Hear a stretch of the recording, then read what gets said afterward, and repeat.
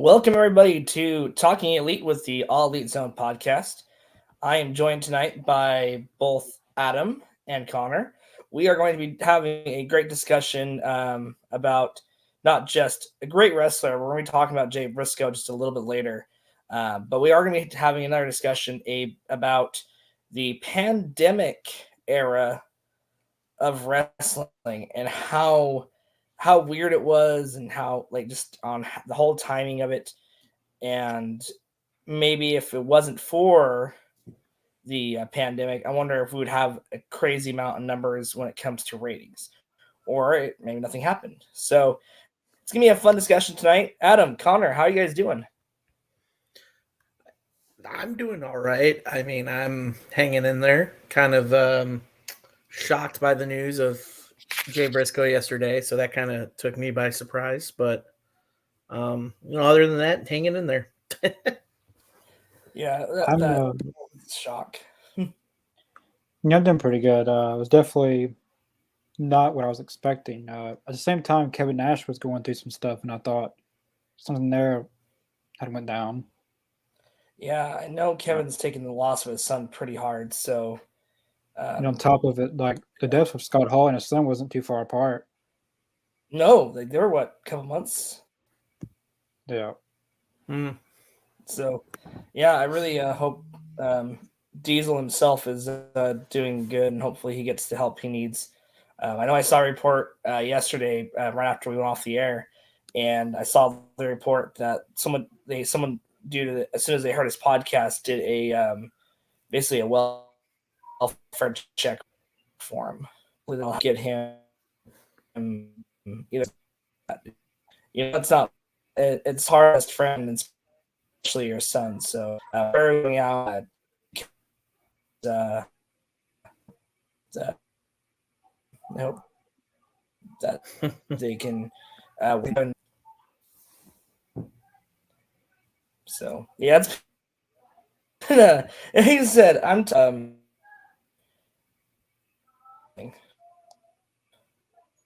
Lane, I don't mean to cut you off, but you're going in and out, so I'm catching you right now because you keep going in and out. So sorry about no, don't worry. I'm just I'm letting you know. My internet's not wanting to work again. No, you're good. Yes. We're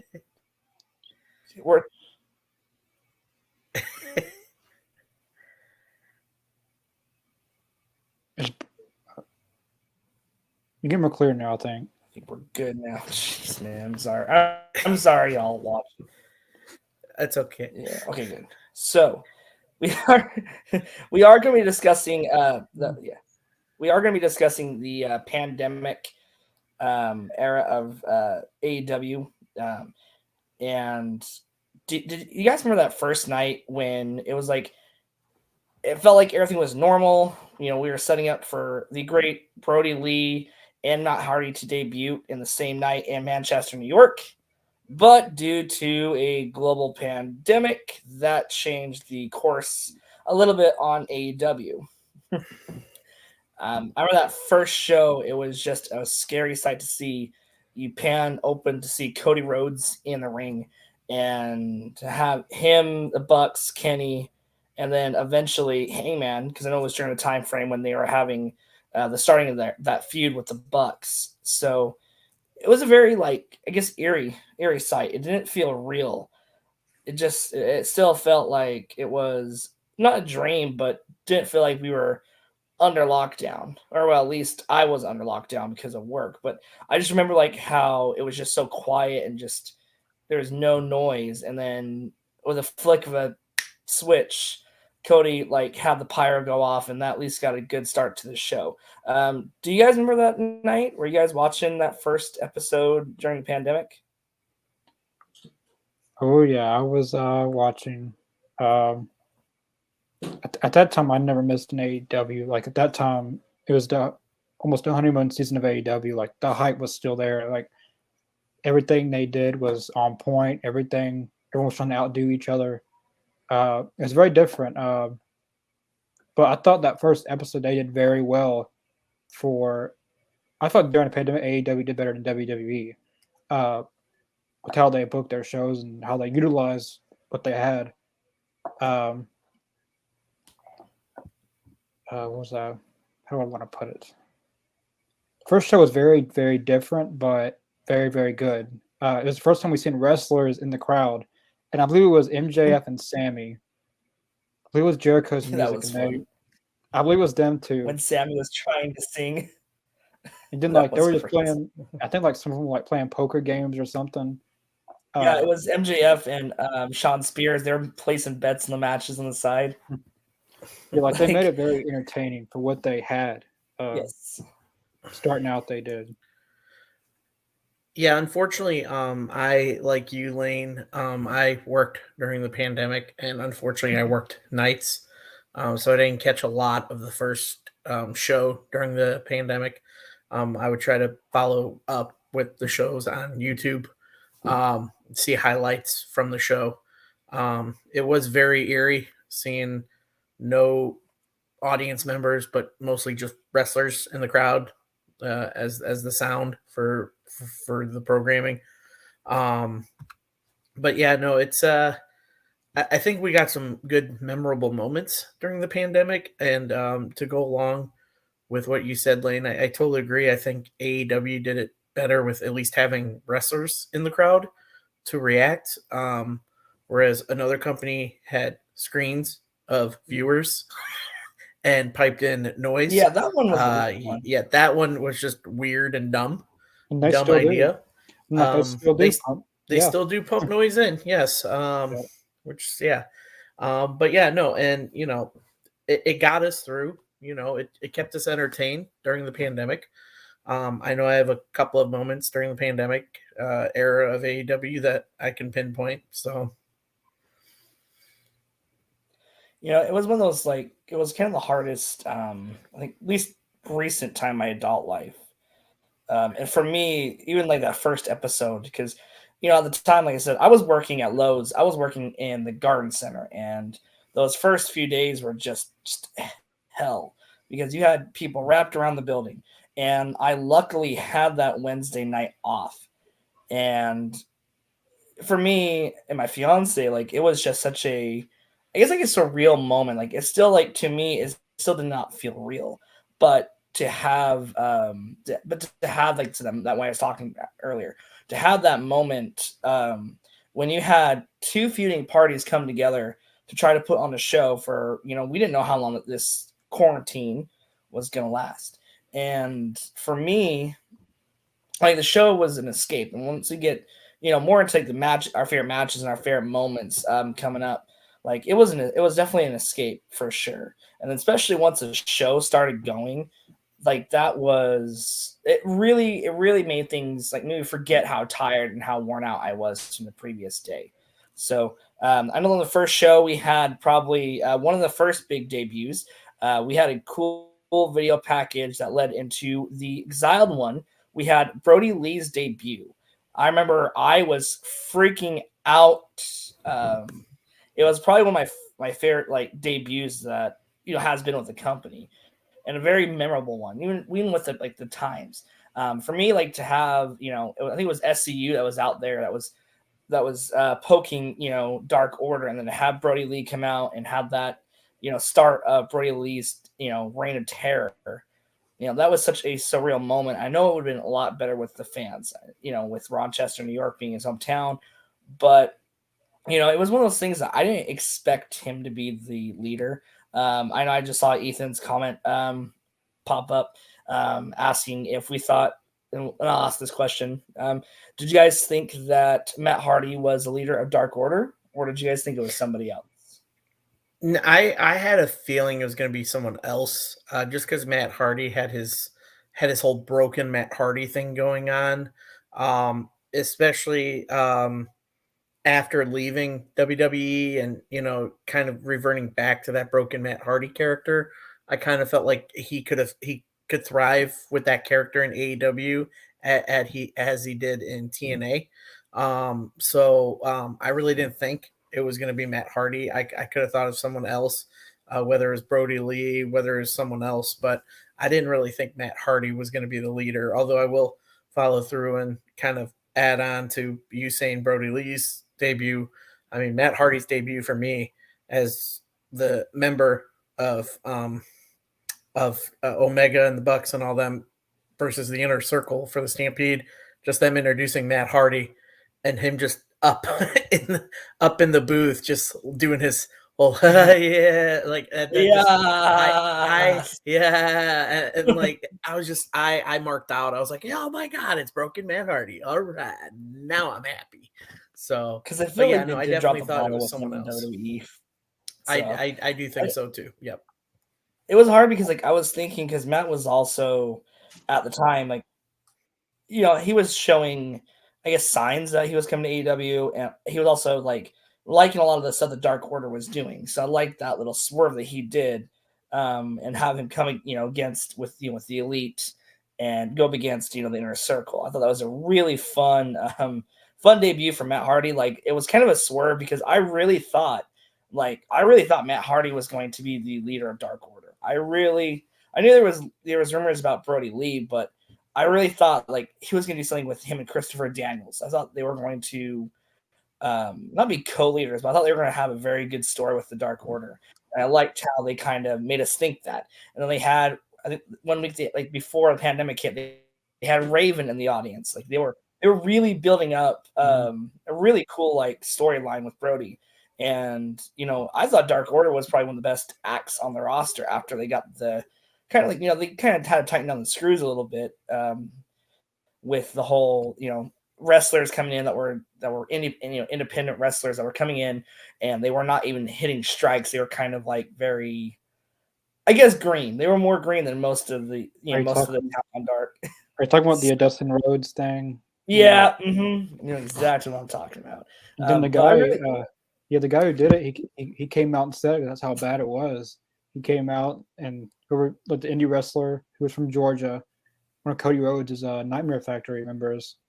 I'm surprised Cody Rhodes didn't bring that up in their feud with the Nightmare Factory, but it was he came out and told everyone it was him because I think it was Mark Henry and like this guy should be fired right now. I think Mark Henry was one of the ones that was saying that.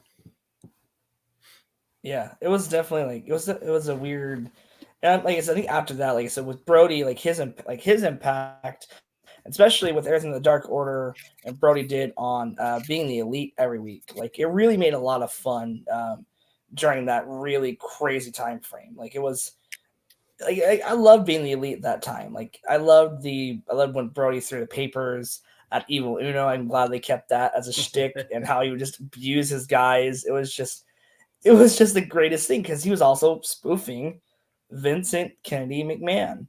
And I think, like I said, it was the same thing with Matt Hardy. Those two probably would have been the biggest stars in wrestling. Well, they were pretty big, but they probably would have had the biggest debuts, besides Punk, in that company. Like they would have been, especially with, with how hot it was, like Connor was saying, the honeymoon phase.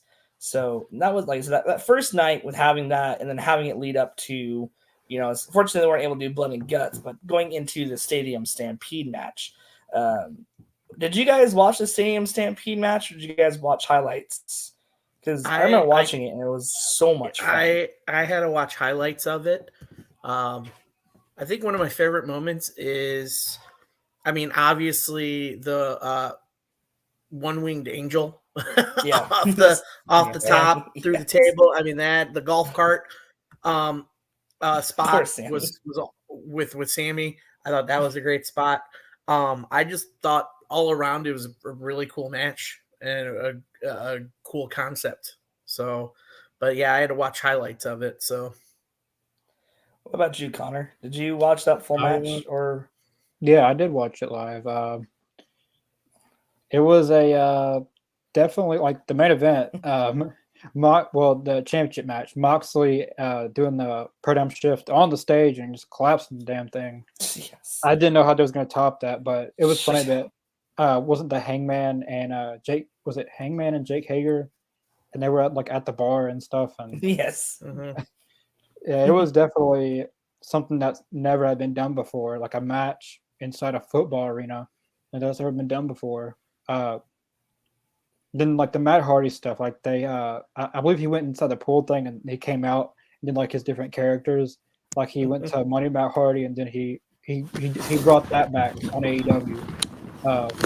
It was very different and very good for what they were able to do with that. Uh, the second one, I believe they had a second one, but like wasn't it with like with the crowd, with the Pinnacle? I think. Yeah, Uh, it was like It was It wasn't inner. I think the it was inner wannabe circle and the horseman. Pinnacle. Yeah, it wasn't quite the same, but the first one was very different, something that no one had ever done before in wrestling, which was very very good. Definitely, especially one of my favorite spots in that match was when Matt Jackson flipped off the Jaguars goalpost. Like that, like you knew that like that's one thing with the Bucks and Kenny. Like you knew they were going to go do some high flying move off of something. And like I said, that match was just like I said, it was just one of those ones that was just so much fun. Like Connor was saying with Broken Matt Hardy, he really brought that broken universe into play in a cinematic match.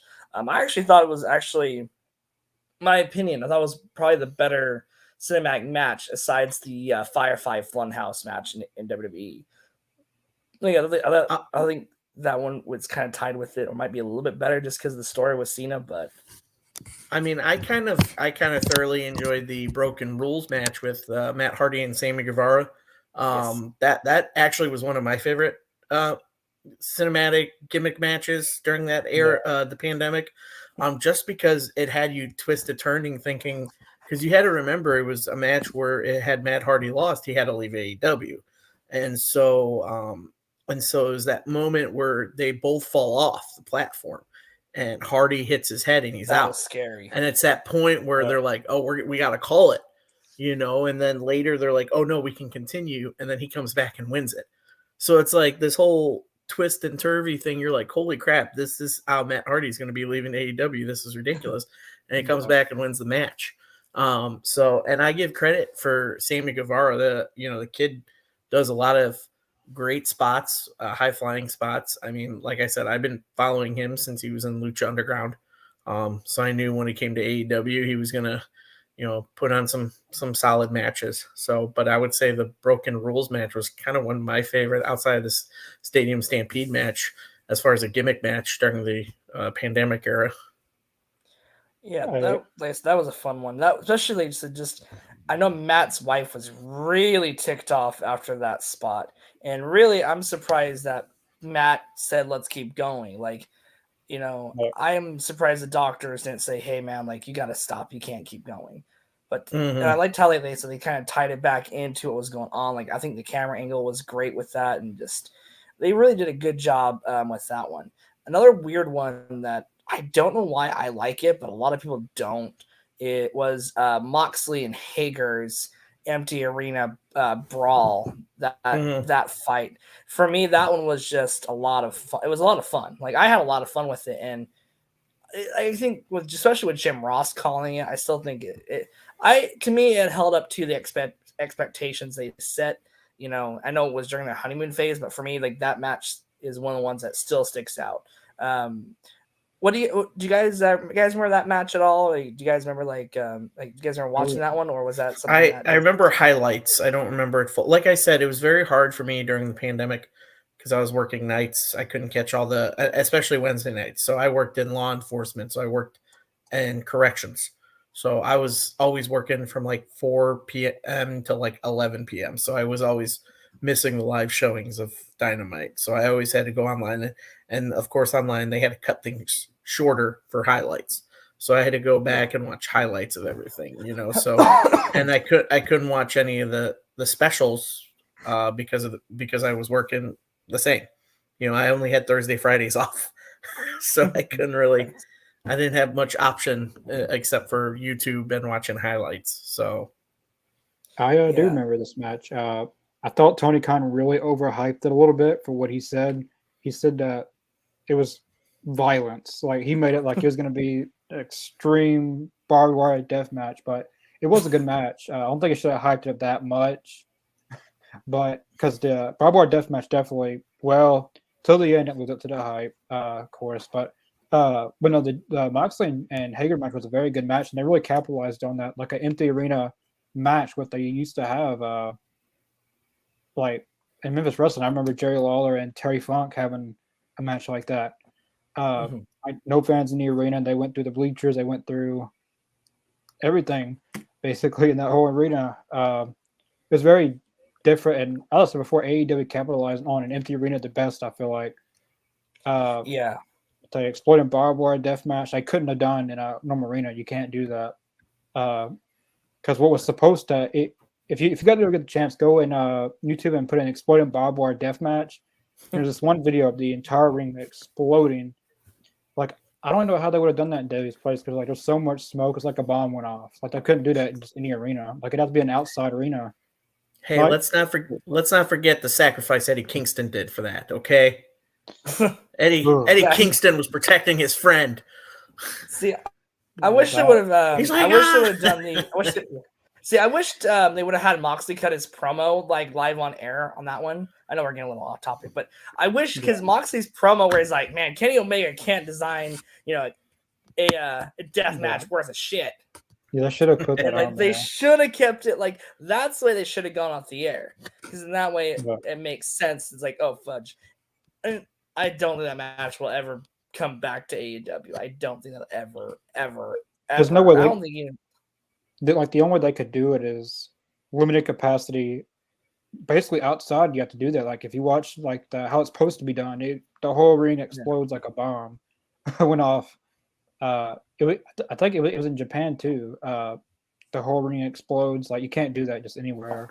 Yeah, that's where it originated from. Is like the Japanese wrestling is the exploding barbed wire and stuff like that.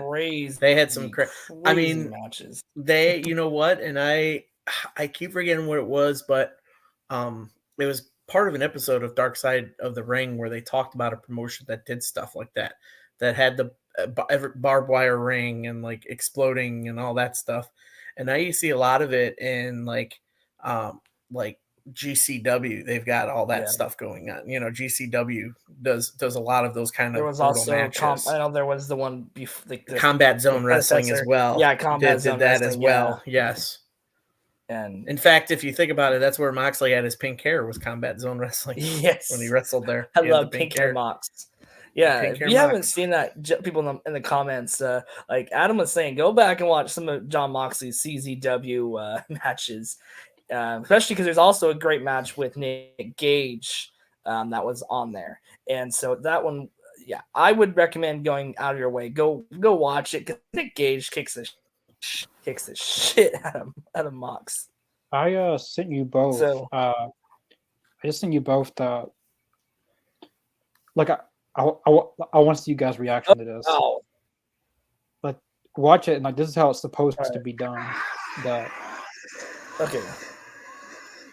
All right, everybody joining us. We're watching an ring. Do you want to post it in the comment section, Connor? Yeah. I'll post a link to it. Ooh. I mean, that's in a parking lot. Yeah, that's gotta be in a park.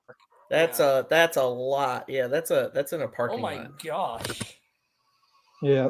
Oh, that was 94. Okay. Oh, that is Onita. Okay, I thought that's who that was. The whole thing explodes. Jack? I don't know who it was, but they got blown away. It was that's Atsuri Onita, which I've seen some of his highlights, and then the great Suzuki. Oh, Suzuki.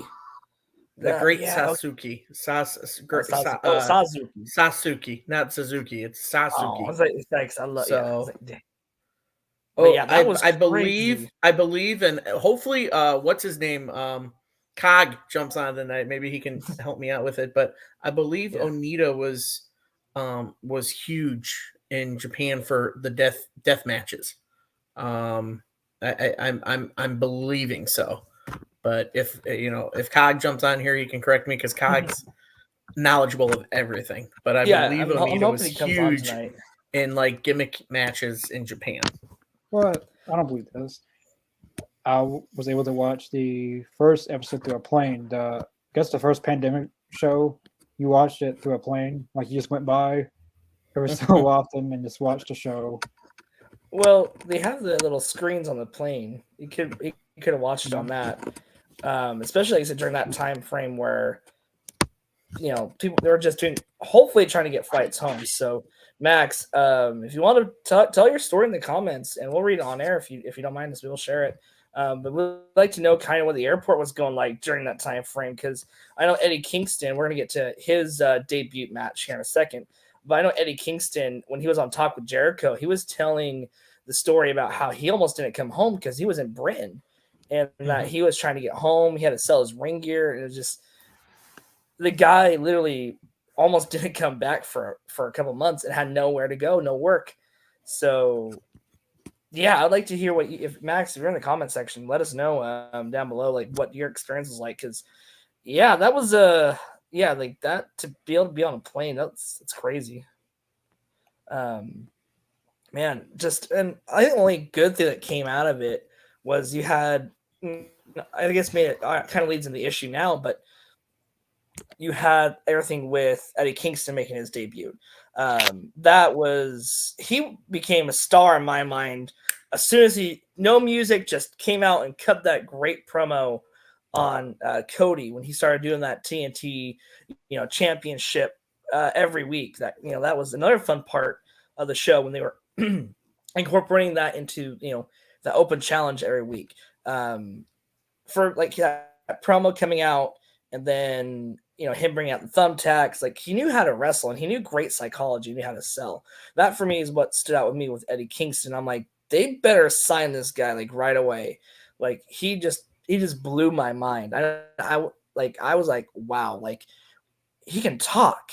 And I had no idea who he was because at the time I didn't watch Impact Wrestling. I didn't know his promo and stuff he did with Santana and Ortiz.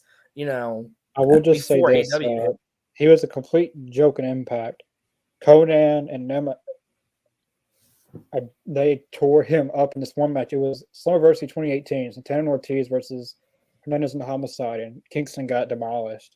He was like, he wasn't like what he is today. He's kind of like Mark Sterling in a way. He was Mark Sterling, who he was just a mouthpiece and almost like a comical character. He got beat up. He got beat up bad. And then seeing AEW, I wasn't too excited because at that time I never really seen him actually wrestle. I've never seen besides Impact, but once that first match definitely changed my mind, the whole presentation about him, because in Impact he got put through attacks. He didn't put anyone through attacks, which has come a long way in AEW, and his AEW run has justified his career more serious than his Impact run. I feel like if anyone has watched his Impact stuff, you know what he was like Mark Sterling, but a little bit more edgier than Mark Sterling. But he got beat up a lot. His body. I think the Lucha Bros did something too with him. Like they smashed his head in the tacks or something. Poor guy. Yeah, no. His feud with Pac earlier on with it in his AEW debut, like his career with AEW, was a great far cry of the crap he was doing in TNA. The Death Crew Council. That was honestly I'm sorry, that was the worst group gimmick I've ever seen, and that includes Aces and Eights. Yeah, Aces and Eight was another weird one. Yeah. No, but his when he got into AEW, and he actually teamed with, I think he was with Butcher and the Blade and the Bunny. He's with the Lucha Bros, and he started that feud with Pac, which is kind of crazy because he had that great story with Pac and their feud, basically him and I think was it Moxley had that I Quit match. I believe so. I mean, some of his earlier stuff in AEW was great, and it's crazy because now he, reconnected with Ortiz, and it's funny because he was teaming with the Lucha Bros and they were attacking Pac, and now Pac is part of the Lucha Bros, so it kind of comes full circle. And, I think Eddie Kingston was like that central pin in all that storytelling, because the man knows how to get on the mic, knows how to talk. I think once he came to AEW, kind of came into his own. And I think that's because of the free range. Most of the free range that the wrestlers get in AEW of, hey, this is your character, you roll with it. There's no, hey, this is how I want your character to be. This is how I want you to sound. No, it's all Eddie Kingston. It's literally how he is. And I think that's where he shines the most in AEW. And eventually, before he completely finishes pro wrestling and completely finishes AEW, I like to see him win at least one title in AEW, before he calls it, hey, done, So whether it's the All Atlantic or because All Atlantic makes the most sense for Eddie Kingston to win, just because he's been wrestling all these great New Japan, old Japan pro wrestlers. Yeah. He's always going over there and wrestling. And so I definitely think the pandemic was a blessing, especially for Eddie Kingston, because we got Eddie Kingston in AEW, and I loved his full 180 from all the stuff he did in TNA. So yeah, it was definitely a huge standout. Yeah, I definitely. I don't see Eddie Kingston becoming world champion in AEW. AEW is still a new company. Even though they're 4 years, they're still a very new company. And I don't know if Eddie Kingston would come off of someone like Jericho, Moxley, Omega, Hangman, Punk, MJF, Kingston. I get Kingston's very good, but AEW is still new. They still need that big prestigious name to hold that title. But I think Kingston could be a good All Atlantic champ because he goes to Japan a lot. He goes all these places, and it'd make his AEW title run All Atlantic more useful if he goes like New Japan, defends it there. He goes to Japan a lot. He goes everywhere, basically. But I feel like the All Atlantic, I agree with Adam, the All Atlantic would be very good for Eddie Kingston. Yeah. Or maybe down the road a Moxley and Kingston tag title run. Which they almost had at Double or Nothing 2021. They almost had that. So close. They almost won those. If it wasn't for Don Callis. Damn it, Don. Stupid Don Callis. He screwed two people Don that night. Callis, though. Yeah. And then another great match, and one that I'm surprised nobody's signed the kid, Warhorse. I am surprised neither AEW, WWE, Impact. I wonder if it's his choosing, but I'm surprised he didn't get signed. That was another wrestler that blew me away that they brought in, and I'm surprised they haven't done more work with Warhorse. I could be wrong, but wasn't when he debuted when Matt Cardona debuted in AEW? Yeah, that was another weird time frame. Yeah, Matt Cardona did that little stunt.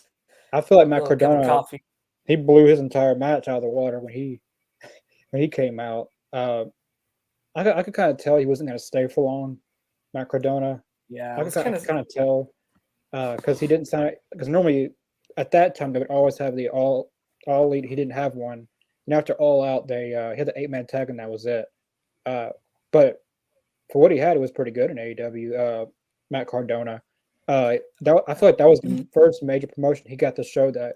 That was his first performance outside of WWE. I feel like he got to really show that. I follow his career. I'm a Cardona freak. I feel like he really got to show that he's a lot better than what he was in WWE, and he wasn't taken serious in WWE. But Impact, he's really everywhere. GCW, wherever he's gone, he's become a major indie wrestler name. He's obviously an Impact, but he's become a bigger star than he was when he was in WWE. No, and he's made more money than he did in WWE. Like he's done that. He's done his podcast ventures. He's held really gold and really everywhere except for AEW and New Japan. He got married. He got a dog. He got married to Chelsea Green. Yeah, he got 2 dogs. Oh, it was one of the ones I've been going back, and another thing that was kind of fun during the pandemic. And if you guys are nerds like I am when it comes to action figures, but for when he was taking his time between AEW and having to quarantine in the room for those matches that he recorded, him and his podcast partner Brian Myers, they did a series. I'm almost quarter of the way through it, but they did a series on what if the Attitude Era, what if all the companies went out of business, and those two started their own companies, went head to head. And it was just so much fun to hear that. Where was this at? Where was this at? This is on let's see, it's called. This is a podcast, and they basically it's called the FWF Figure Wrestling Federation, Oh wow. and that's kind of how I got our idea for our show that's coming up. Figure But Wrestling Federation. yeah, and basically their rules, and it was kind of fun just going a little off tangent here. But they did little rules like where they did a draft like me and Connor did, which should be coming out to our YouTube page here very shortly. But they went and did that, and then they went through and did a build up to pay-per-views, and then it was a lot of fun, like to hear how they would book things, and just how different like ECW, WCW, and WWE on how those stars in that time frame interacted with each other. And he would also, what was great about that too was he would give like little insights on working with AEW. They were like he was hoping like he was kind of like joking about this, but he was waiting for the AEW contract. He's like, well, it never came, so into Impact Wrestling. And it was kind of fun to hear like little snippets of what was going on behind the scenes a little bit. But they were giving him so much crap for, oh, you're just Cody's stooge. Mm-hmm. Like, you're just Cody's best friend. That's all I hear there. Which is funny because Mark Sterling, it was funny because now he's the one that's got the contract. And he was, it's funny how things work out. But yeah, if you guys get a chance, go listen through the FWF, because like that was another fun part of my quarantine, my pandemic, was going through and listening to all those episodes, and it's been fun to go back and relive those. So yeah, but yeah, have Matt Cardona come out with Warhorse, like I felt kind of bad for Warhorse because I think Warhorse had blew his entire match out of the water at that point. Yeah, that's kind of sad because I liked the match, and it was a very. That's one thing I liked about Cody. Like I said, I really have to give Cody a lot of props. Like he really made the pandemic era special. Yeah. And I'm gonna let Connor talk about this first. But another big moment during the pandemic was the world's greatest tag team, FTR. Yep. That was a cool. I was working that night when they debuted, so I wasn't able to watch it. But you were just them pulling up in that old pickup. So Connor, since they're your favorite tag team, and well, one of mine, but I'm gonna let Connor take this one over real quick. I don't know if they're my favorite. How were you doing backflips when they came out? No, definitely not. But I was very. I wished I could have had their first match, the Young Bucks and them, not from no fans, but at first they like they was going to be teaming with the Young Bucks, like there was no altercation with them, like they were teaming together. Which I thought it was going to sound off, but I thought it was Batista because Dax was driving and then he was bald, and I thought, but their debut was very shocking to me because those were one of the biggest free agents that. Or someone that I was waiting to come to AEW because at the time WWE didn't know what the hell they were doing with them. And then like the obvious FTR versus Young Bucks match, and at that time AEW's tag team division was very, very stacked with Jurassic Express, Lucha Bros, Santana and Ortiz, Young Bucks, Dark Order, SCU, Private Party, Strong Hearts. They had all these teams, and to see FTR come in. Who was on that one? Chima, T-Hawk, and Chima used to be in AEW, but during the pandemic they released a few wrestlers because they didn't live in America. B. Priestley was the one that hurt. Like she would have probably been women's champion if it wasn't for the pandemic. Sadie Gibbs was another one. She was very good, but she was basically training from scratch with Dustin Rhodes, but they released her. She never got another tryout, unfortunately. But besides that, I thought their debut was awesome. I didn't expect it to be that way. I believe it was after Double or Nothing. They're not after Double or Nothing. That was probably the besides Sting, besides his debut in the pandemic. That their debut was one of the most shocking to me in the pandemic era. Yeah, that was That was a surprise. Adam, how did you feel about FTR coming to Well, AEW at when I that saw time? the pickup truck, I was like, "Who the hell is that?" Big Goofy Because I saw Monster. someone drive it, and then when I saw Cash Wheeler get out, I was like, "Oh crap, that's FTR!" Like, I'm like, "Where the hell did they come from?" Mhm. And then I think another thing, I don't know if it was during the pandemic, but when they brought on Tully Blanchard as their Yeah. manager, Yes. was it the I think it same was night that he during walked that. out? Did he walk out that same night they pulled up in the truck, or was it the following pay per view? It was. I think it was the following. Was it following pay per view, Connor? I can't I remember. think It was around that time. I'm not for sure because FTR won the tag titles at All Out 2020, and I'm not for sure if he was with them or not. I know he was with them before the Pinnacle. He was with them. I'm not for sure when he joined them. I know it was. I know it was when the Young Bucks and FCR had already had a match against each other. Like they had already I'm faced. gonna cheat here. Hey Google, when did Tully Blanchard debut with FTR and AEW? All Out 2020. Yeah. So he did debut with them at All Out 2020. So no, I thought, when he came out, I was like, dude, that is phenomenal. They brought Tully Blanchard as their manager, because the one thing I always liked about FTR is their respect for the past, and Yes. them and their whole respect for legends, and the idea of they always want a legend around them. So whether it was Tully Blanchard or what show was it that they brought Bret Hart with them?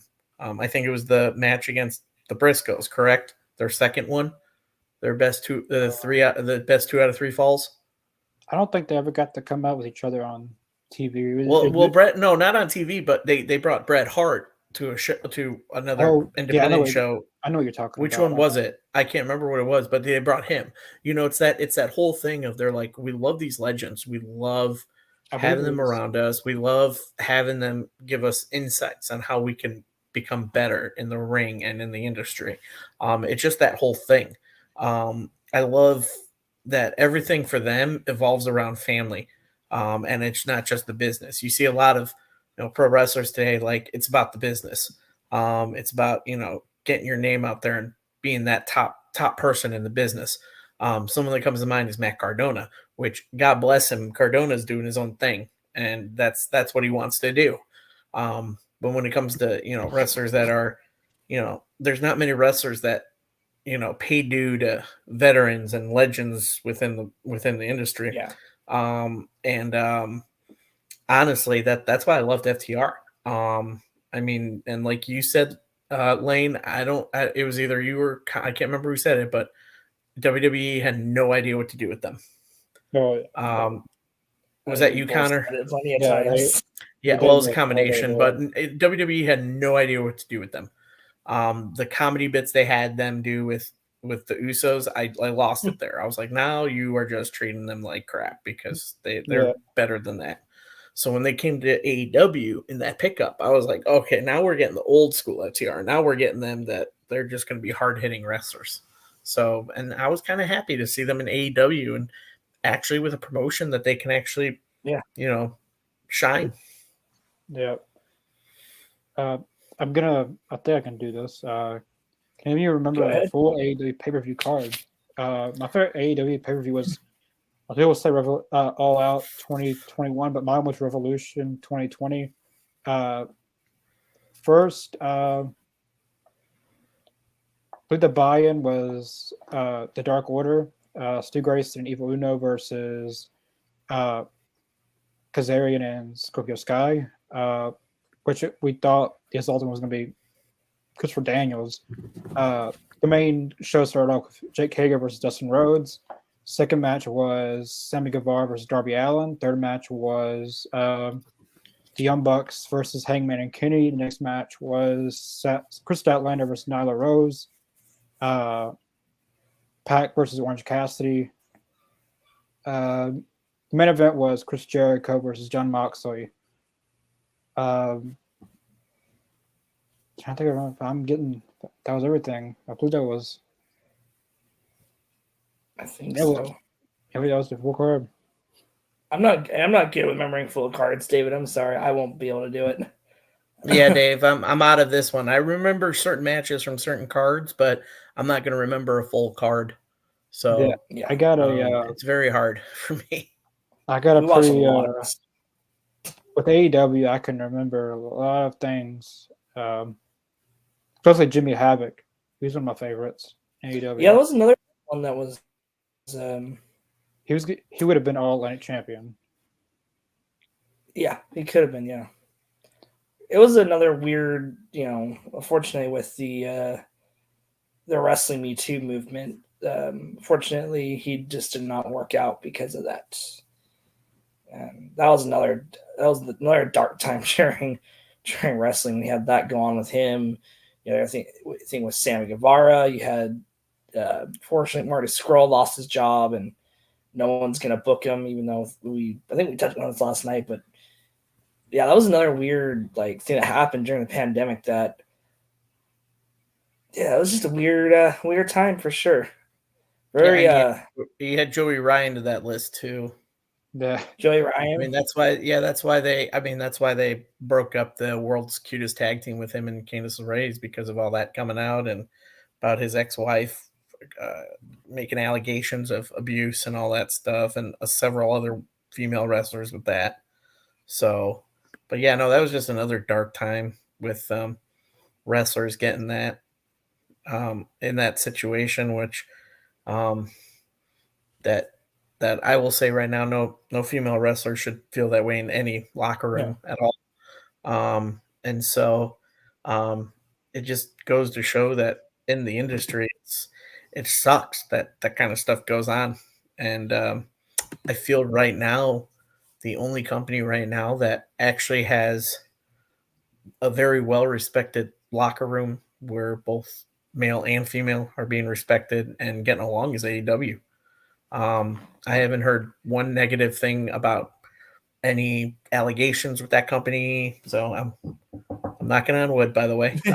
But I just feel like but you look at wrestlers in Impact, you got certain wrestlers in there that have a history of it, and you got some in AEW that you rarely see any of them any previous allegations against them. Yeah. So yeah, no. So, and it's something that I hope never occurs again in pro wrestling, just because it's just not a good thing. So yeah, it was. I'm just gonna use that kind of segue. But with the one thing that I liked, that I think we touched on this a little earlier, but one thing I liked about how the AEW did their pandemic sites WWE is that they had wrestlers in the audience before they could bring fans back.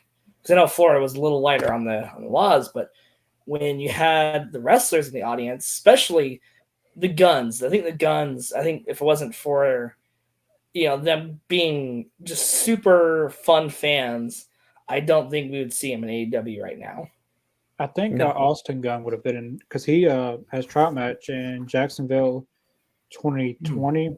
I went to AEW came to South Mississippi, and it was Cody Rhodes and I believe it was Cody Rhodes. Well, no, it was Billy Gunn and Austin Gunn versus Peter Avalon and Sean Spears. And Austin Gunn, that was his first actual match in AEW. I don't know if we would have got Colton Gunn, but Austin Gunn was, I believe, he got signed that night. I was there. He got Cody Rhodes announced that he got signed. But I don't think we would have got Colton Gunn. There's a lot of people that wouldn't have gotten signed. Sean Dean, Fuego. I don't know why they signed him to begin with. Well, I think it's he's a fun guy to squash. It's like him and Serpentico. They're just fun to have them be thrown around.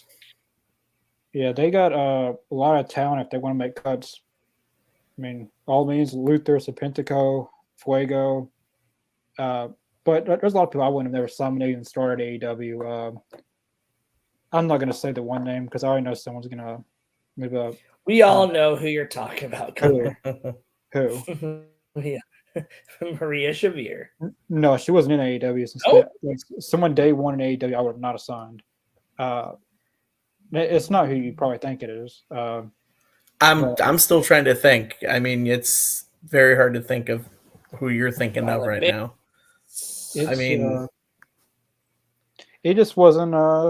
is it a male wrestler? I don't know. Brandon Cutler. Is it a male wrestler? I don't know.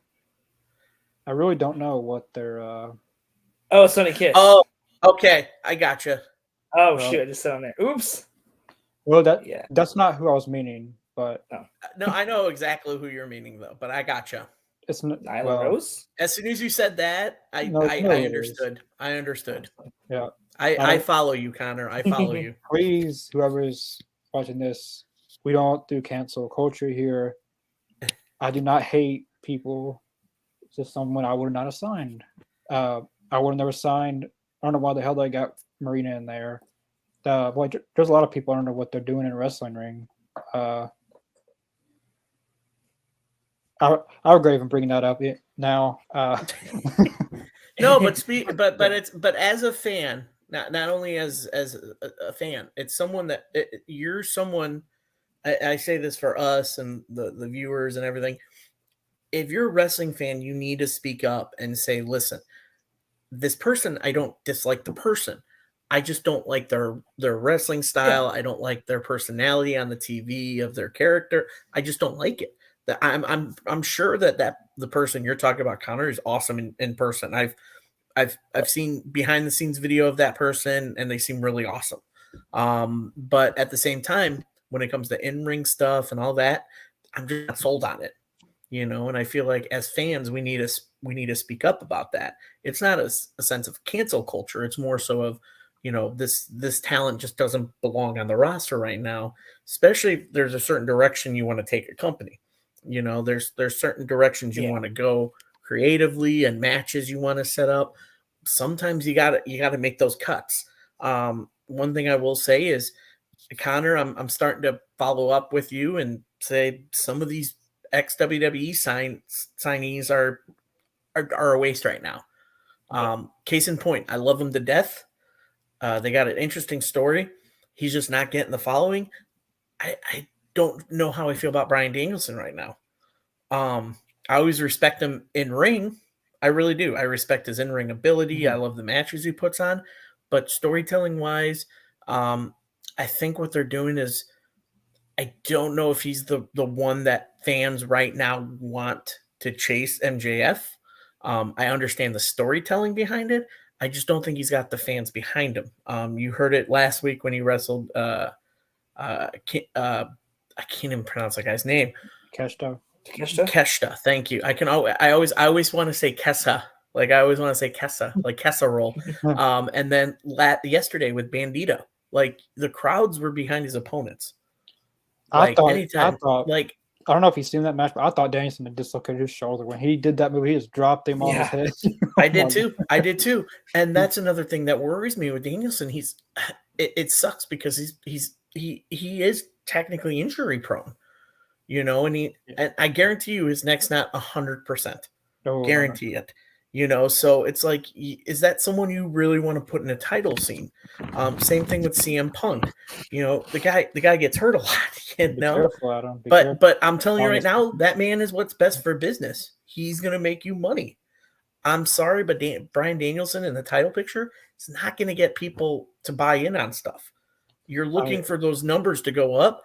I don't think putting Bryan Danielson is the right move. I got Bryan Danielson beating MJF, but I would have had Wardlow and MJF at Revolution. I mean, you continue that story. That's what you got to do. Yeah, now, that's a build. Because now Wardlow he has anything to do now. I barely see him on TV right now. After the joke, then it kind of disappeared. But I had Danielson beating MJF. Revolution 2024, because before MJF, Danielson was losing a lot of matches. He lost against Jericho. He lost a lot of matches, and which I guess with this series of matches, he's gaining his. And like I'll say it, like they're good matches, but they're not really building a story. I get the concept, like MJF putting all these people in front of him, so he don't make it to Revolution, kind of like with Cody, Wardlow, CM Punk. Mhm.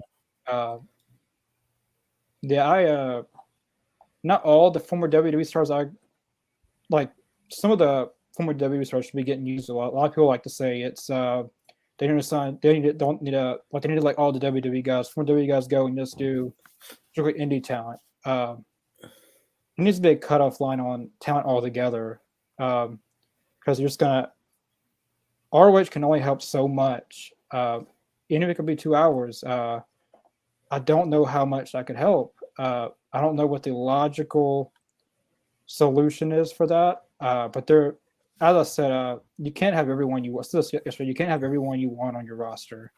You just can't. Like I don't have everything I want in life. I would like a lot of things in life, but it doesn't mean I get to keep. I know it's a different concept, but you can't have everything. You can't keep everyone and please everyone. Please, of course, you're not going to please everyone, but you're never going to use anyone. It's just not going to work out easy. And Frankie Kazarian is not a big loss, but that's just the first sign of people. No, I'm pretty sure it's more like Miro Andrade. I just think if they're going to sign anyone, it should be the Ring of Honor. I love Willie Mack.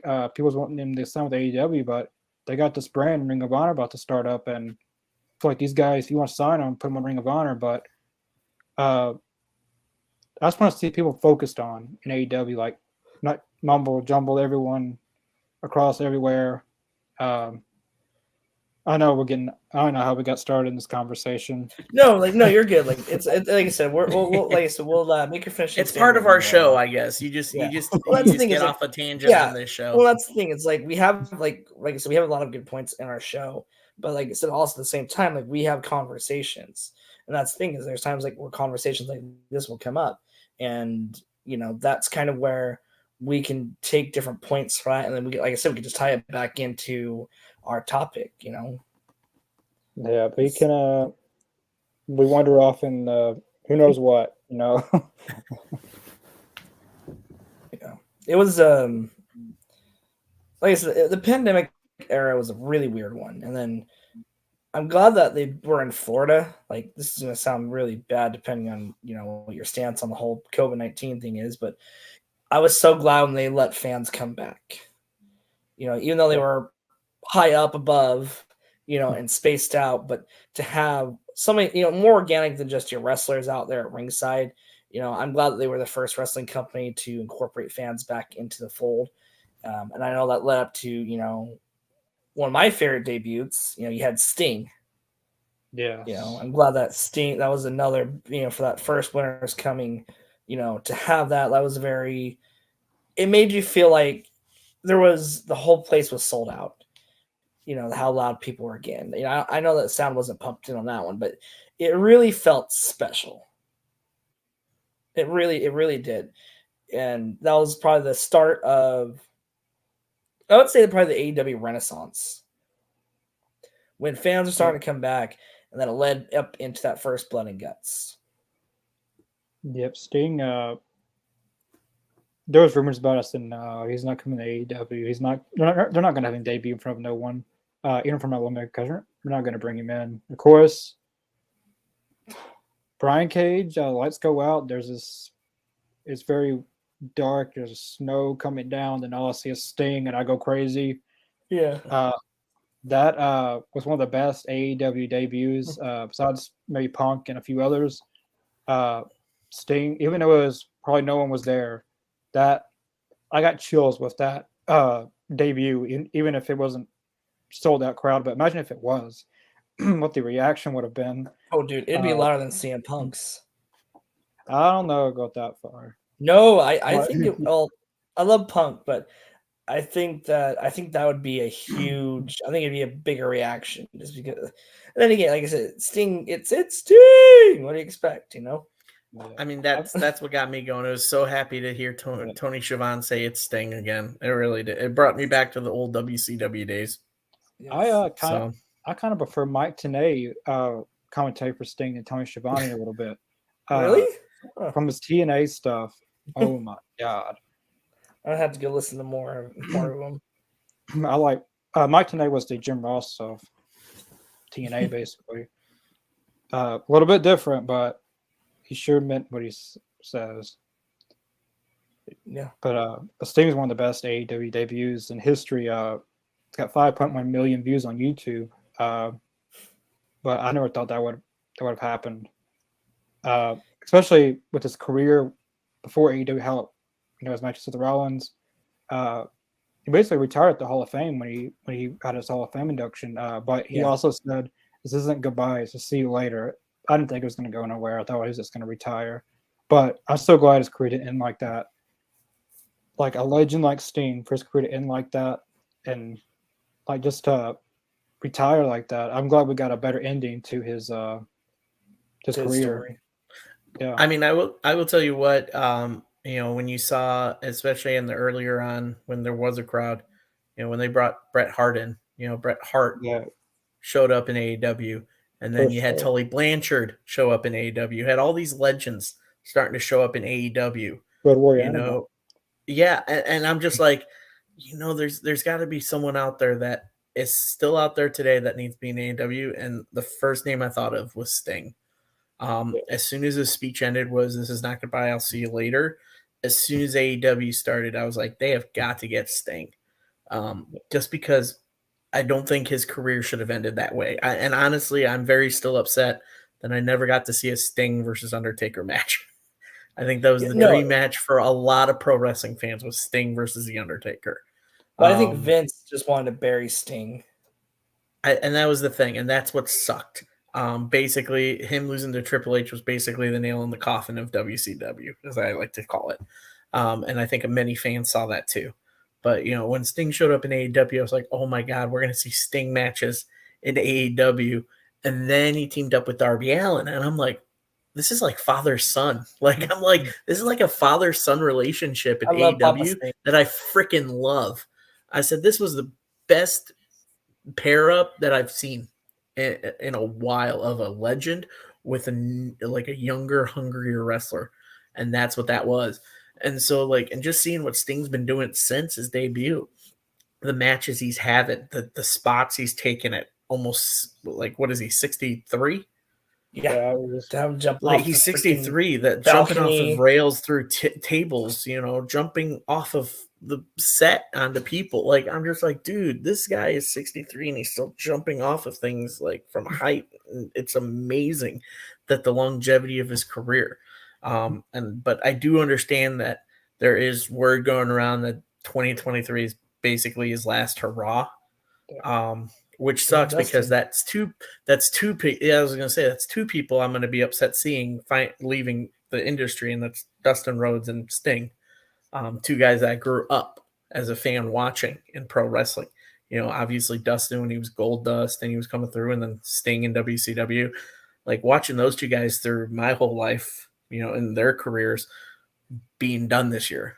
I'm just like, God, I was like, this now all these hungry up and coming guys, and I think a lot of them are in AEW, the guys that are going to pave their paths like Sting. I honestly think Darby Allin's going to be the next Sting. I would say him, yeah, on that same level, Sting really did help a lot. Darby not getting lost in that shuffle, especially with that. What was that warehouse brawl he did? Sting, Darby versus Starks. Yeah, Starks and Cage. Yeah, that was the best. One of the best. That's when they were feuding with Team Taz. That's when they were feuding with Team Taz. But that was one of the best cinematic matches I've ever seen. The production, everything about it. And there's this one match. If AEW was able to sign Wyndham Rotunda, it would be a dark cinematic match probably, but the Dark Order with Wyndham Rotunda versus House of Black involved, and Sting involved in some capacity in a cinematic match, kind of like at Revolution that one year. I feel like that the production was AEW's got a way better production than WWE. I feel like with their cinematic stuff. I thought that would have been. I believe someone told me that I don't know who it was, but said that it wouldn't be believable in AEW. But I don't think a lot of stuff they do in AEW is even somewhat even predictable as well. I don't believe Michael Nakazawa put baby oil on the turnbuckle for Yes, Moxley to that's fall a down. But it was a good comeback. That was a great. If they didn't great have way to Michael cover up a Nakazawa, watch. if they didn't have Michael Nakazawa, that would have been bad. But yeah, I thought that would have been a great cinematic match. But still, like Adam Undertaker and Sting. Sting avoided going to WWE forever. He did not. He refused to go there for so long. When he got there, they didn't want to. It seemed like they didn't really care over doing that match. Or, we got Sting and Triple H. It was all right, but I feel like that's when they should have done it. This is wishful thinking, but they had a forbidden door, and hopefully Vince McMahon doesn't have any say so. And Triple H is generous. Forbidden door, Sting versus Undertaker. Um, but But I that's just think wishful thinking. Undertaker's done though. Yeah, that's just wishful thinking, and I don't want to see. I mean, I don't want to see the match now because Undertaker does not need to be in the ring anymore. never say never. That's true. Hey, I mean, Everybody's got a price. you listen to someone like Dave LaGreca on Busted Open. I mean, Lane, you can contest to this. David Grecker has the biggest heart on, not a hard on, heart on for the Undertaker. He loves the Undertaker. He like worships the ground the Undertaker walks on. And he has been talking. He's like, I will mark out if he comes back at the Royal Rumble. And it's so much so that he's got so much confidence that I don't know if you heard the show the other day, him and Thunder Rosa had a bet going on. If Undertaker shows up at the Rumble. Yeah. So but yeah, no, with the Undertaker, yeah, with him and Sting, I mean, that would have been a great match in early invasion time of WWE, WCW. Yeah. Had Sting stuck around for that invasion angle, I honestly think we would have had the Undertaker Sting match. Unfortunately, we would have had the American Badass Undertaker versus Sting, not the Dead Man Undertaker versus Sting, which I think Dead Man Undertaker versus Sting probably would have been a much better match than American Badass Undertaker versus Sting. I believe this is what the invasion was. WWE recently purchased. WCW and Sting he stopped wrestling altogether for a few years. If it wasn't for TNA, he would have never came back probably. Goldberg got out of wrestling for a little while. All the main ones got out of wrestling. The only main ones that really got was Booker T, and he was the main one I felt that they really got. The other ones was for a little bit. Yeah, DDP. They kind of made him a stalker and took away his charm. Like I feel like the Undertaker. He was stalking his girlfriend or wife at the time. Yeah, I'll make you famous. I kind of like that whole feud. It was very weird, but I'll make you famous. I'll make you famous by the Undertaker and made him famous. Well, I mean, he kind of stole that from Young Guns. The movie Young Guns. If you remember Emilio Estevez's character, he's always like, "I'll make you famous." All right. Well, yes, that's going to wrap up our pandemic portion of the episode. Ethan wants to know Ethan wants to know what our favorite pandemic match is. I feel like this will be a good last question before we dip into our next portion of the show. So, who wants to go first? Mine was Kenny Omega versus Rey Fenix, the first episode of 2021 of Dynamite, New Year's Smash. Kenny Omega, Rey Fenix. That was a very great match. It was when it was when Gallows and Anderson debuted. But that match, total nonstop, was a great match. Back and forth with Kenny Omega and Phoenix. I really thought Phoenix was going to win that match there, but of course he got injured in the match. But that was a 5-star match for me. Omega and Phoenix in the pandemic. Yeah, it's a good match. I forgot about that one. I already mentioned mine, and that was the Broken Rules match with Guevara and Hardy. I thoroughly enjoyed that match because Hardy hurt himself, and he continued with that match, and you didn't know, is this real or is this part of the storyline? Like, it kind of blurred that line between reality and storytelling, and everything like that. So, and when the ref's like, what do you want to do? Matt's like, I want to continue. Like, I'm just like, okay, so this is either part of the story. And then it came out, I think it did come out that he did get a concussion in that match. Yeah. And I'm like, holy shnikes, he did get concussed and he continued. That kind of showed me that it doesn't matter what you put him through. Hardy's going to wrestle through anything. And Guevara, credit to him, for the rest of that match, I feel like Guevara wrestled to Matt Hardy's level. He's like, okay, you work me, dude. You're in this industry longer than I've been. Work me through the end of this match. And I feel like that's where that chemistry worked. And there was no crowd to see it, which would have been so good to see a crowd like just react to that live match and everything. So, but yeah, no, that was definitely one of my favorite matches during the pandemic. Yeah, that one a great one. I think for me, I know I said it earlier too, but for me it was Eddie Kingston and Cody. It was just like I said, it was just something different from what we were seeing what Cody was doing with that, with the TNT Championship. It was a different type of match he had to work. It was the thumbtacks and just having Eddie's like to go back and when I predicted that he was going to be a star and to see how far he's came like that to me, I've gone back and watched that one. I probably go back and watch that one at least a couple times a year since that one, and it still holds up well. So that would be my pick, just because it's simple little storytelling in that match. And to have everything with Eddie to see with Mox and his future with that, I really think that that was a great match and great timing for the pandemic. And thankfully that they signed Eddie Kingston. That was probably one of the better things to come out of that. That's terrible time. One last question for this before we move on to something else. Who's the best tag team of all time? To me, I watched wrestling. I know Lane last night. Me and Lane can have different opinions, so I didn't bring it. I didn't want to talk about it. No, that's fun. His top two, I think, was FTR, Young Bucks, and Briscoes. I don't know how long he's been watching wrestling, but for me, it's the Hardys. From oh my god, watching their That's a really good pick. TLC matches, they're oh my god, like even individual wrestlers, these two guys, even what Adam just said, like the Hardys will wrestle through anything.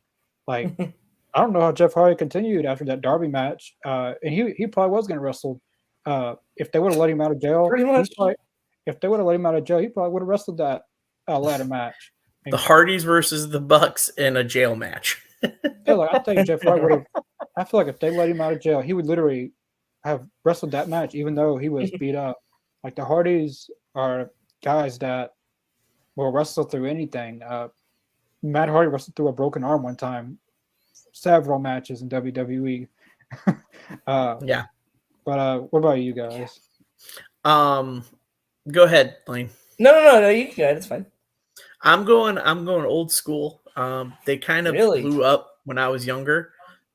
Just because I remember their debut on motorcycles. It was the Road Warriors, Animal and Hawk. They were one of my all-time rush. I mean, that their team.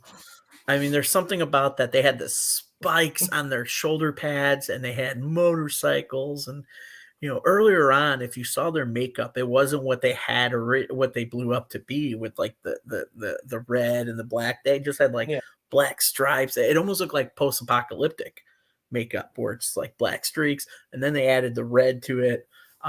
But the Road Warriors definitely was a team that I thoroughly enjoyed. And then when they took a few years off, and then they came back in 1998 at the Royal Rumble for a tag team battle royal against all the other teams, and they were actually accompanied by Sonny. And I marked out. I was like, oh my God, it's the Road Warriors. And you see all the other teams clear out of the ring as the Warriors get in the ring with Sonny. And I'm like, oh my God, this is so awesome. So, and that was probably my all-time favorite team is the Road Warriors. So, and rest in peace to both of them too, because they were just legends. Like I said, they were one team I wish I could have watched in their heyday. I've gone back and watched a lot of their matches, especially when I was under quarantine. I fell in love with the Road Warriors during quarantine, and I have a signed figure of Animal up on my wall and 8x10. So I have them Nice. immortalized in my my room here. That's hard, like, because there's a lot of great tag teams, and there's a lot of ones that stood out to me. I think for me personally, I know it's not an AEW team, but I am going to have to go with the Dudley Boys. It was a great Good choice. call. Good call. Between like didn't Edge, Christian Hardy's, and Dudley Boys, like they invented the TLC match. Yeah, they were the first. Yep, they invented that match. I just And, like I said. Speaking of the Dudley Boys, Devon no longer works with WWE now. Yeah, I saw his resignation. Did you see that? I mean, I'm glad he did. I mean, the way that they said he couldn't do that he wanted to be with Bubba at that one event, and they said no. Mhm. He's like, all right, well, you're not going to give me my freedom. And that's what I like, is that him and Bubba kind of made amends. So I'm glad. Because they hated each other for some reason. But I love that all three of the teams we've picked are generational tag teams. Yes. Oh, yeah. You know, because the Dudleys were Dudleys back in ECW in the 90s. Hardys were kind of late 90s, you know, early 2000s. And then obviously the Warriors were kind of like late 80s, early mid 90s. So it's like all of us picked like a team, you know, that's not on the current AEW roster, but that legendary tag team. Because if you look at it, I think in the next 10, 15 years, you know, I think we'll be talking about how legendary, you know, I think we're going to be talking about of course we're talking about how legendary the Briscoes are doing. You know, they've been around for a while. That, you know, I think we'll still be talking about them. Of course, the Young Bucks. We'll be talking how great, you know, innovative they were with their different style of wrestling. Though it's not for everybody, but they're still very innovative in their sport. You know, Motor City Machine Guns. You know, really, like I said, they haven't gone to like WWE. But the thing is, they've had a great run in Impact Wrestling. They've had, you know, AEW. Like they've done, you know, that's another team we'll be talking about. I think we'll be talking about Gallows and Anderson. You know, I think we'll be holding them up. What about Festus? And then, of course, what's up? Festus? Oh, no, wait, Luke Gallows. Oh, no, Doc Gallows. I don't know. What? The like Ace of Eight? Gallows? Poor Festus. We're talking about who has name changes. Kevin Nash had the most name changes out of everyone. Oh, yeah. Yeah. What do you go by? Do you by? God, I can't remember. I don't know. Diesel, Kevin Nash. Am I missing? I think it was Big Sexy. We're missing a lot. I know he went through like, what was it? Did he go through like 6 or 7 name changes? Let's see. I'm going to look. It was like 6 or 7. Oh yeah, it was about. I watched the Monday Night War documentary, and he went through. Oh my God, they don't know what they were going to do with him. I feel like. Let's see. Ring names. You guys ready for this one? Yeah. So you had Chet Lemon or Lemon. You had, of course, Diesel. Dr. X. Oh, this one's. I haven't heard of this one, but I'm gonna have to go look this up. Great Oz. I've heard of that. I remember that. Of course, you know, Kevin Nash. Master Blaster Steel. Oz or OZ. And then Vinny Vegas. Nope, he had his full share of name changes. Wasn't it Vinny Vegas like his stripper name? Did you guys know he was Did you guys know he was an MP in the Army? Really? I know that. Yeah. Yeah, he served in the Army. He was an MP. Wow. The stuff you learn here in the All Elite Zone. Like, we're giving you free learning, you know, We're giving you free, details that you can pull out to your husbands, your wives, your fiancés, your girlfriends, colleagues at work. Bore them to death with your crazy Kevin Nash details now. All right. Well, so as you guys know, like I said, to kind of close out the podcast tonight, we're going to remember Jay Briscoe. He was one of the greatest, I guess, I'd say probably one of the greatest minds in tag team wrestling and wrestling in general. So one thing that I went back and I watched some of his matches today. I went back and watched the ladder match with the Briscoes and Kevin Steen, Kevin Owens, and El Generico. And I watched that one for the first time today, and I was just like, oh my gosh, they're just as crazy as ever. And to watch that match and be like, wow, like this is when I think Ring of Honor, I think this would be a match that I'm going to think about when someone brings up Ring of Honor. It's something that if somebody asks me, hey, what like Ring of Honor match you can recommend, I would probably recommend that one for sure. And I love that. One thing I love about the Briscoes, and especially Jay specifically, he is very smart about how he does his moves, because he always made his moves look like they were out of control and that you stereotyped him to be a hick, that, no good hick. And to see like how he manipulated the crowd with how crazy their style was, especially, Jay, it's just incredible to watch. His selling is incredible. His move set, to see all that, especially with a lot of the matches I watched today. For you guys, what's your favorite moment or match with Jay or the Briscoes? I would probably say his when he won the Ring of Honor title. I think that was against Kevin Steen. Yeah, I think Kevin Steen was the champion at the time, and because I had to go back and watch that match again too, and just his style, like you said, Lane, just this whole the whole style of the out of control moves that he does, but he has control of them 100%.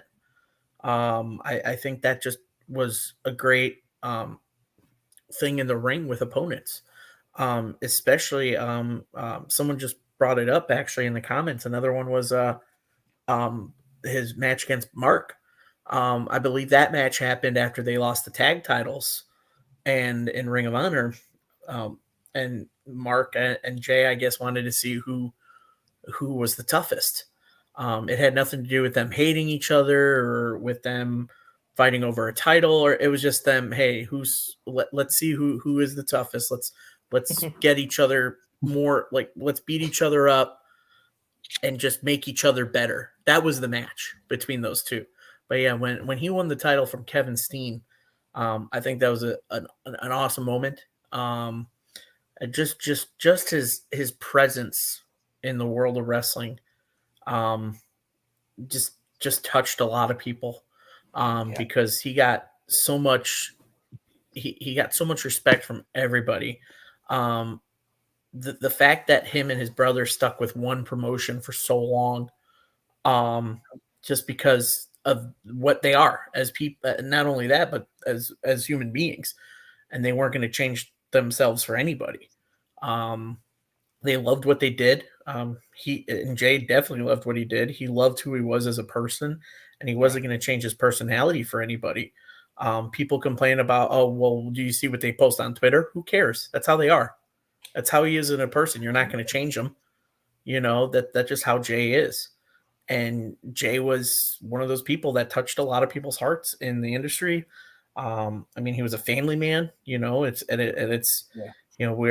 think everybody, I speak for myself and everybody in the wrestling community. We are putting our prayers and thoughts to Jay's wife and two daughters. Especially, the one, his daughter is going through surgery right now. I think all of us speak high levels and say, we hope quick recovery. And it's not going to be an easy recovery for her and the girls to go on in life without their dad. So I know I thought a lot about what I wanted to say because it is hard to lose someone you love and someone who's touched a lot of hearts within one industry or one group of people.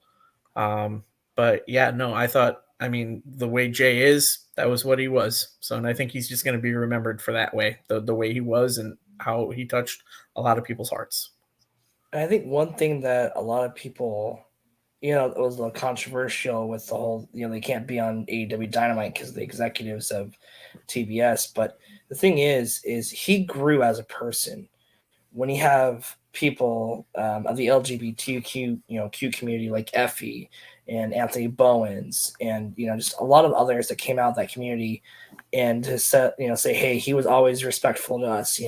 When he apologized, he made amends, he grew as a person, and basically people taught him, hey, this is why this is wrong. And like I said, he's I think looking back, I wish I could have knew him on a personal level, and to see, especially with all the like talents, like like the Kingdom, the Bucks, War Machine, everybody that they've wrestled and had a tag team match with, or just a singles match. All they have said nothing but nice things about it, and how great it was to work with him in the ring, and how great he was to bounce ideas off of. So that, like I said, just going back, and I'm glad that I'm glad, and a lot of people were still talking about his match, but for him and his brother to go out as tag team champions and to be there for his last match, that me and my fiance were talking about this the other day, and it was just such an emotional, like, to realize, oh my gosh, we were there for when he won his last title. And him and Brody, those two right there, they hurt the most. I know we've lost a lot of wrestlers the last few years, but those two, and I wish I would have done. I wish I was a bigger fan of the Briscoes. Back when I first started watching Ring of Honor, I wish I would have stuck with them.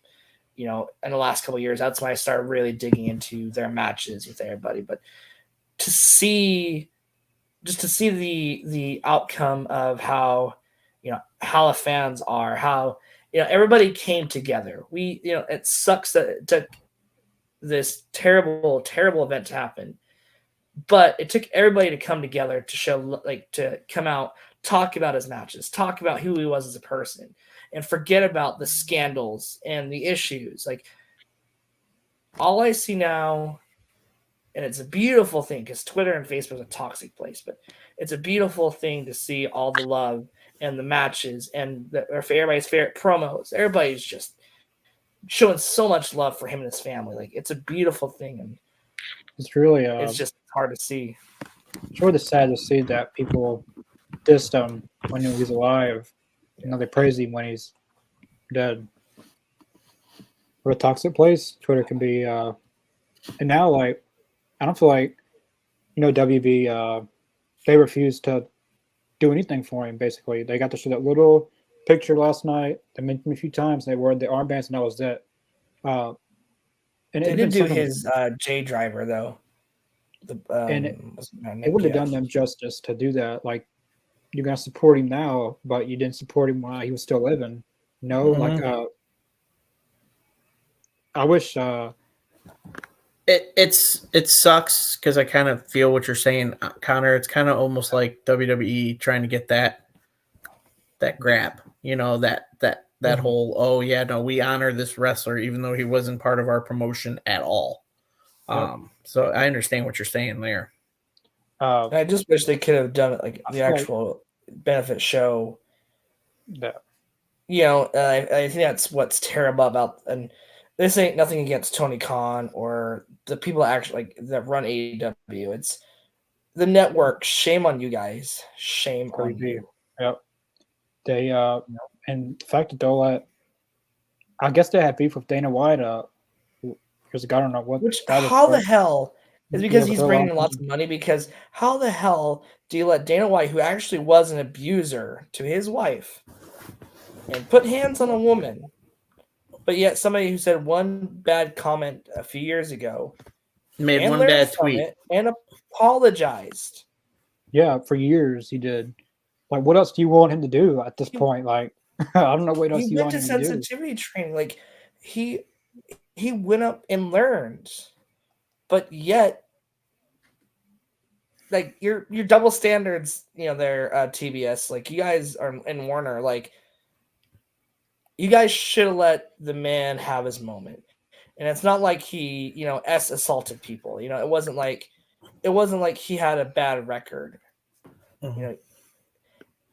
And just it's like you're literally promoting somebody that has assaulted their wife and a slapping contest over somebody that paved the way for a lot of the talented, tag team and other wrestlers on that roster It's and basically multiple rosters. It's I don't know if you remember it's basically cancel culture. Basically, people buy into it. You know, it's like they want everyone to be the same. If you make this one mistake, you can't be thought of again. Like they don't, we don't want anything to do with you. But if you're the same in this group, you can be noticed. But if you're not like everyone else, you can't be. I don't mean to get. No, you're fine. It just really sucks that conformity. WB, It's conformity. That's basically what it is. It just really sucks that WB buys into that bullcrap basically, and they'll let someone else like double standards right there. It's all written on the walls. Probably money. Besides AEW, the NBA, what do they have on the network? So probably the money. I wouldn't doubt what Lane said. Probably Dana White's going to bring money, but I would see the viewers. There's only 250,000. AEW blew them out of the water. But it really sucks that they didn't even let them honor him, which really sucks. It just shows the colors. I don't know who's the upper person that makes those calls, but they should shame on them. Mm-hmm.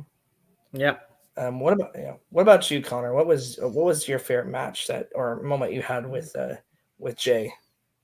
Max Morris says mine was Briscoe versus Lethal. That was a good match. But mine was Jay Briscoe versus Adam Cole. It was a very good match. I have not seen that one. Yeah, I think it was just that was 2014. Yeah. Really? It was a very good match. I watched it today on Honor Club. It was a very, very good match. Jay Briscoe had a lot of good matches with EC3, which is shocking. But that wasn't too long ago. FTR, his brother Mark Briscoe, Kevin Steen, Adam Cole. There's so many. He was with them since day one, 2003, when they were wrestling in front of high school gym for maybe 20 people, and then years later they're at Madison Square Garden and they run a show. Like, even though the show wasn't kind of lackluster. Well, I didn't watch the show, but all I do know is Enzo Cass had zero reaction to their debut thingy. But it just goes to show that they stuck with that company through it all. Like, if they wouldn't have went out of business, they'd probably still be there. Like, they would have probably retired in Ring of Honor.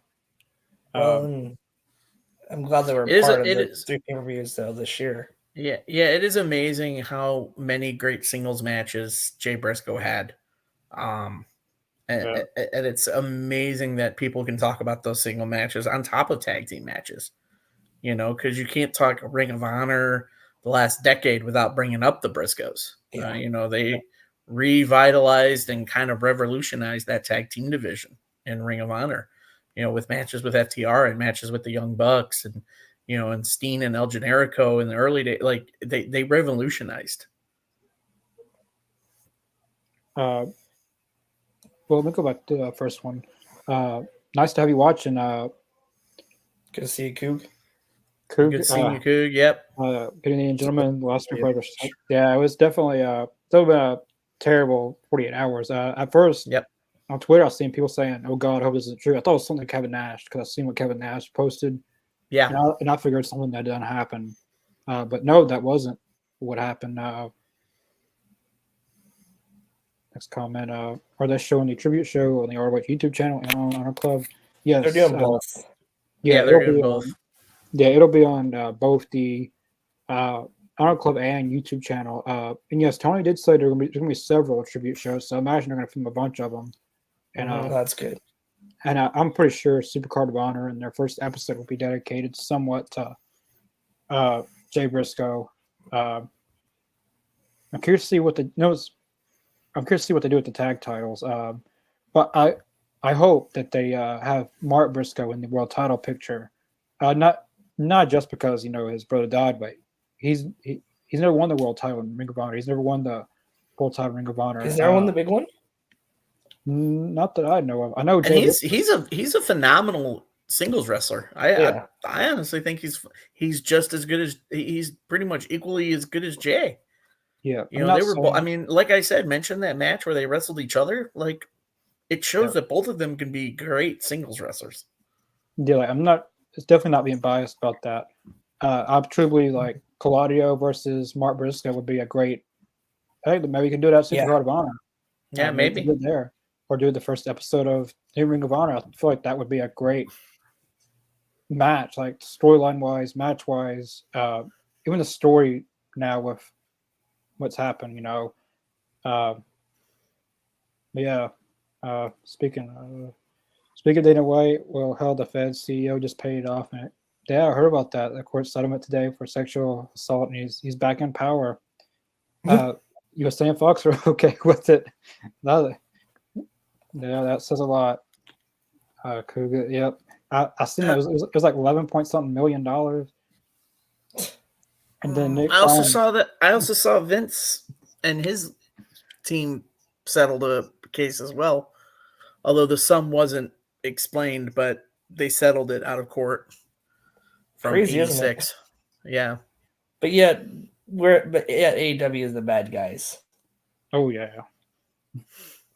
Then I seen last night that everyone was trashing Tony Khan about it, but I had a feeling like that whole night that WB was not going to let them to do anything. I just had that feeling that they weren't going to be able to do anything. Like I said, it was out of his control. Yeah, and Tony Khan even mentioned he would mention that he did everything to get them on AEW or something. He tried and tried, but it wasn't going to go anywhere. Nick Khan, this man. Yeah, Nick Khan sucks. Yeah, he's a cutthroat businessman. That's all he is. Yeah, he's basically a businessman. He doesn't care about the product at all. I'm not really on cancel culture that much, but for Nick Khan to say he deserves a pass, basically what he's saying, like he gets a free pass. This was years ago. He gets a pass, but it's millions of dollars that they've come up with, and probably more than that they've come up with millions and millions of dollars settlements, and I don't know how it's bad when your own daughter steps down from the company. Yeah, we talked about it too. Yeah. I don't know if it was last week or the week before. Yeah, it was last week. She was already talking about stepping away for a while before all that happened. Sure. But yeah, I guess when he came back, she's like, "Yeah, I'm done." Yeah, that was the final nail. Once if Triple H steps down, that's it. That's it. Yep. That's yep. Like he's their only hope now. Dog water. And I feel like that company's going to be dog water. I feel like somehow, some way, Vince is going to be back in creative. By the end of this year, he'll be back in creative. I guarantee I guarantee it's in about 6 months. And then everyone's going to walk out who signed back. Everyone who came back just for Triple H is going to walk out. It's going to be a bad come on! day You don't for want to Vince watch Roman Reigns versus Theory like every week? Well, no. Or you don't want to watch Roman Reigns versus Brock Lesnar for the umpteenth time? Yeah, that's what I was about to say. That's what Vince will do. I'm sick of seeing that. Like, I don't mind when there's like a rematch, but gosh, I feel like every WrestleMania or every big pay-per-view, it was Roman and Brock. And Brock. I remember that. There was one time it was Seth and Brock though. Brock got squashed by Seth. I was like, I remember that one time they wore the hell out of Seth Rollins and Rey Mysterio. Oh my god, they brought Rey Mysterio's family into it. They brought his daughter and Buddy Matthews in that weird relationship. That was really weird. And Vince McMahon agreed upon it. Go figure. Hey, do you guys remember when WWE was good? Yeah, I remember Yeah. that. I actually want to make a best of one, like when WWE was good, like when they were actually good. Like it Well, you need to sucks make now. it between the Attitude Era and the end of the Ruthless Aggression Era. I That's would pretty say, much the only eras that were really good. I would say Well, I think there was all PG stuff the too. golden There was era, like 1990, maybe 1980. The golden era, I would Basically 90s, 90 through 2010. Yeah, because 2010 That's was when I it. started watching. 20 years, that was it. That was the best 20 years in WWE. They I miss won't ever Kofi get, Kingston's accent though. they won't ever get back to where they were because they got. I don't believe we have the same Vince McMahon. I don't know. All right, I so, forgot to ask you guys, this is who's your interesting. bet on the Fed? I'm still saying the Saudis are the favorites. I feel that Vince has been dealing with them during this time away. I wouldn't doubt it at this point. I mean, at this point, maybe, but also at this point, maybe he doesn't sell. What, You can just take over. I He seen just that takes over. That's it. I seen that The Rock made a very interesting call that he would sell the company, but he would be in charge. Like he would be in charge of creative, so he's not spending any money. So he's gonna get someone to buy it. He'll be the head booker. Like during the sale, Triple H will, he'll be fired basically, and Vince will take over under a new company purchase, which I could see that happening. I think it's gonna be Fox. Yep, and I think so too. It's gonna be either Fox or Disney.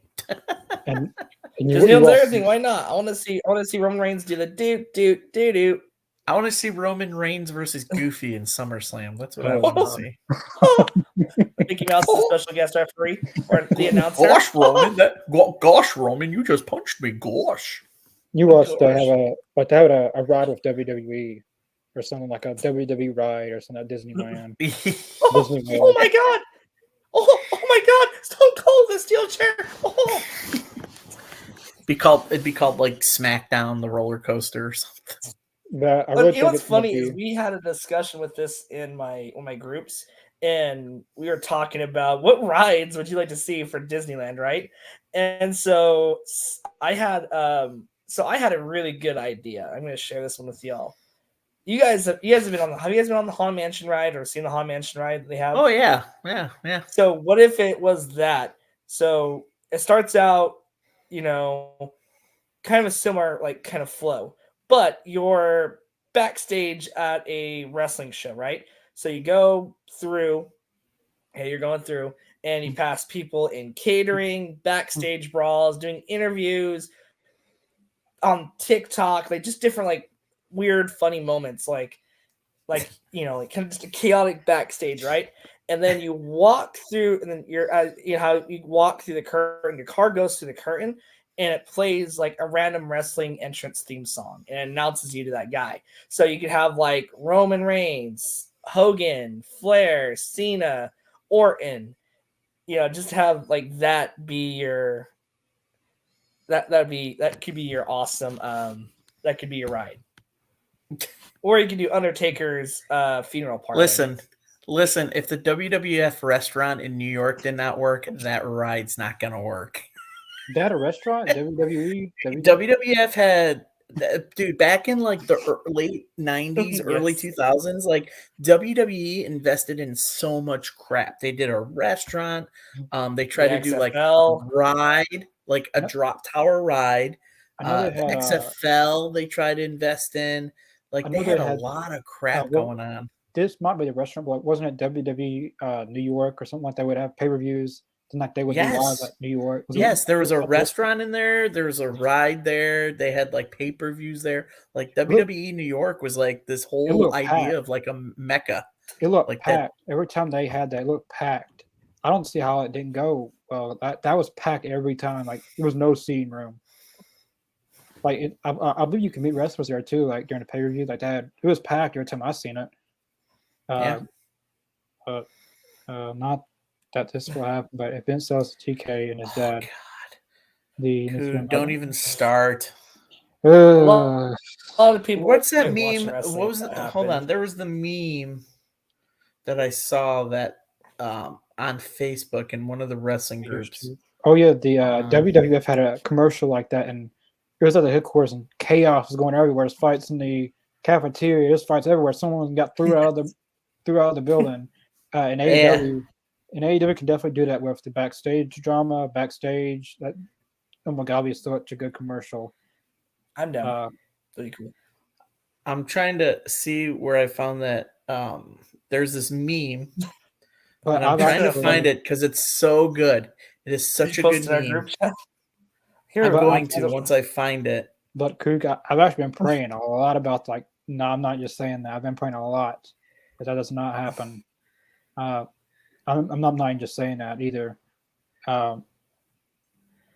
It's gonna be it's gonna be World War III with fans meltdown. I'd say that's gonna be a sad day for me probably.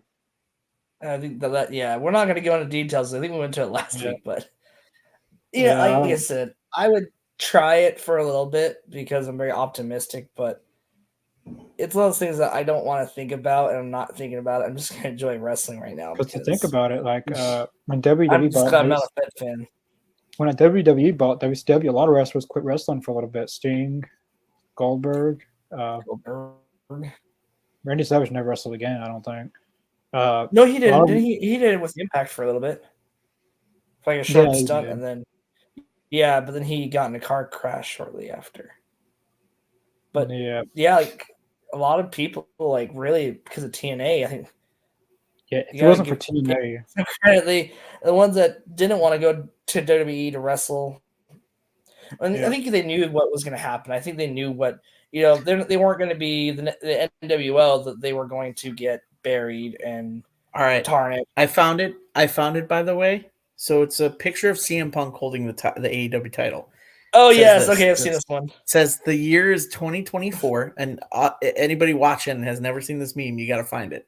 Year is 2024. The WWE AEW merger is complete. CM Punk has defeated Roman Reigns to become the WWE AEW multiversal champion at the main event of All Out Mania. Somewhere in the distance, Vince McMahon sheds a tear and asks, "What have I done?" I've seen that before. I've seen that. I know what you're talking about. Yeah, I've seen that. I've seen that, and I literally cut off my phone and slung it across the room. I saw that. I laughed, and then I was like, "Oh shit! I don't want that to happen." I don't want that. Knock on wood. I don't want that to happen. WWAEW. WWAEW. All Out Mania. Wrestle out. Or Wrestle Out. Or Wrestle Out Mania. Or All Mania. Or something dope. Imagine you thought the drama in AEW Revolution Slam. You thought the backstage drama in AEW was bad. Now imagine two rosters colliding with Seth Rollins, who doesn't like AEW for nothing, and Braun Strowman. That would be a hellhole locker room. Which I don't know why Braun Strowman's still in wrestling at this point. Pathetic. I feel like and this is a lot for me saying this. Tyrus is actually better than Braun Strowman. That's a lot. Dang, that is saying a lot there, bro. Braun Strowman's just size, I feel like. No. All right.